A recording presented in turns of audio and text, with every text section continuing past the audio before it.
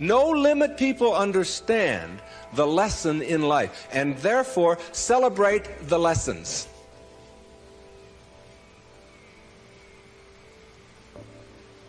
It's true. And when you get to that point in your life where you're not cursing the things that come your way and blaming the things that come your way, and particularly blaming it on somebody else, and you hear it all the time. She hurt my feelings. How's that possible? How can anybody hurt your feelings? Your feelings come from your thoughts. No one can hurt your feelings without your consent. No one can make a fool of you without your consent. No one can embarrass you without your consent. These are choices that you have that come from the way that you think. Someone calls you a name. Hey, stupid. And you turn around. I didn't even tell anybody I was coming. How did they know that, all right? And then you blame the person who called you a name. Instead of saying, that's just their opinion. That's just where they are. That's where they are on the path. And it's okay. Your unique, special, perfect self that is not trying to love, but who is love, who lives love, who is being love. The same as if you pray to God and say, God, will you please help me with my problems, and want God to do it for you. Never happen. You've got to be God, not be afraid to carry God around inside of you. If you want to get healed, you have got to understand that you're not going to get healed if you are asking someone else to heal you. And ask any doctor that you know, any surgeon particularly, who's taking somebody into surgery, and ask them which person has a better chance of living, of surviving, say, serious surgery. Is it the one who has a will to live, or is it the one who's just given up? And the surgery and the cases are exactly the same, all right? But the person who has that will, which we can't define, you can't go out and get a bucket full of will and bring it in there. It's an attitude, it's an approach, it's a belief, all right, that you can do something. And when you have that belief about yourself, then, you know, you've got so much better opportunity to be well in your life. And a belief is everything. I don't know if you've ever thought of that. I watched a little girl, 5 years old, learning how to swim. And she's holding on to the edge of the pool, and she wants to get over here to the steps. And it's just 5 feet or 6 feet, and she'll let go and then she'll hold on again. She'll let go and she'll hold on again. And finally there comes a time when she lets go and goes for it. Okay, you've seen this with your children, you've seen, and what you ask yourself is, in the moment before that when she was holding on, and then look at the moment afterwards, does she have any different skills? What's changed? Yeah, the skills are, she doesn't have any new skills. She didn't learn any skills in that second. What she has is a belief that she can do it. And when you believe it, when you really just believe that you can do it, that's what allows you to swim. And when you think about it now, do you know how to swim?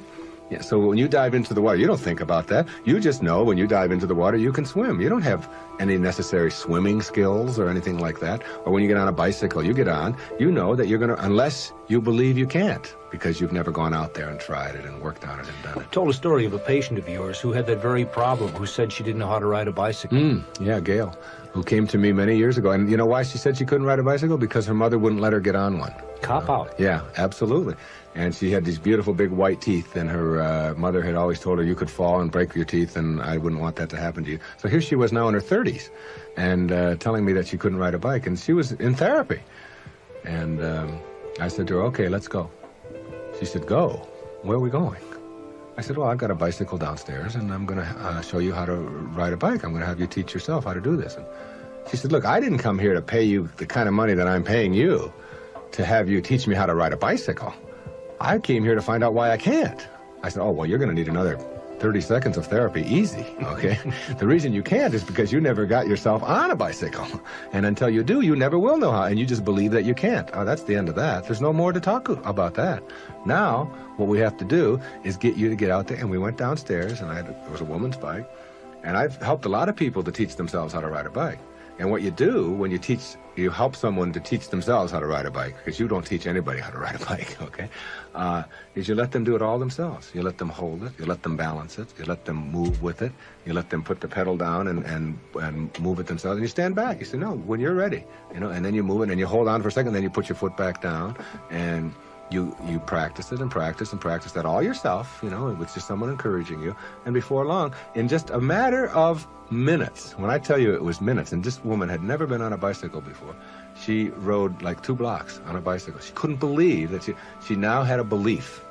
Being, to me, means seeing the greatness and the uniqueness in you and never letting anybody else convince you to the contrary. When people ask me, come on, you're always talking about being up and you're always positive and so on, you mean to tell me that you're always that way? I say, yeah, I really am. And it isn't because I'm out there doing something in an artificial way. It's an authentic response to my having gotten the junk out of me. And the junk is the way that I used to think, the way that I used to think. Think for a moment, if you can visualize right here, a clock. A big clock. And the hands on the clock go from 1 to 12. The clock starts right out here with the minute hand, and it goes over towards the 3, the hour hand, minute hand. And that's the time in your life when you are moving away from yourself, from your true self. That's the time when you are trying to put other people down, trying to prove that you're bigger or better than somebody else, trying to make yourself right all the time, as opposed to being with somebody else. It's like you're moving away, and a lot of people spend a lot of time moving away from their true self, because your true self is this little child, is this beautiful little child inside of you that has only love and acceptance for everything in the world, and no dis-ease, no absence of ease. You move away towards the 3, and then you move down here this way, and you're still moving away from yourself until you hit the 6. The 6 is the point in your life, symbolically, metaphorically here, when you are the furthest away from yourself that you can be. It's the low point in your life. It's the point where many people break down, or many people break down their relationships, or they feel full of despair, they feel full of hatred, whatever it may be. And a lot of people die then. A lot of people are put into hospitals then. A lot of people have to really seek out therapy then, and so on. And when you're at that 6. There's another part of the clock that goes from 6 to 12 that I think of as living in the light. And this is when, and see, this clock hand never can go back. It can't go back. It can only go this way. It only goes this way, as does life. It only goes this way, forward. In this period, this place between 6 and 12, that's when you start coming back to yourself. That's what enlightenment is.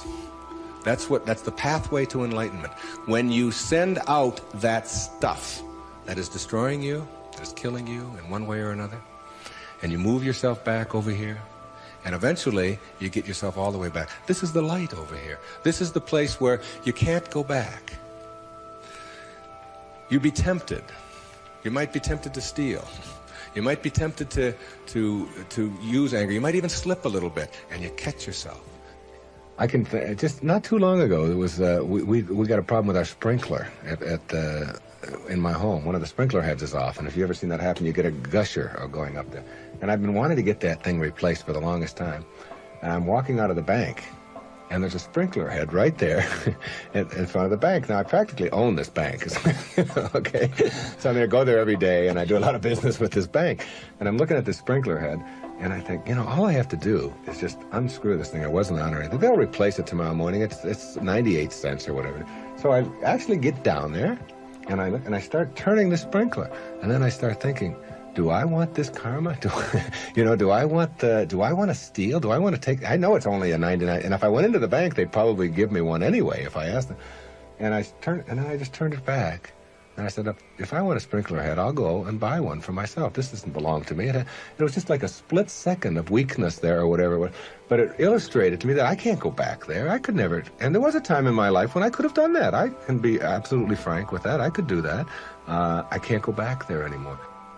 That's where you start.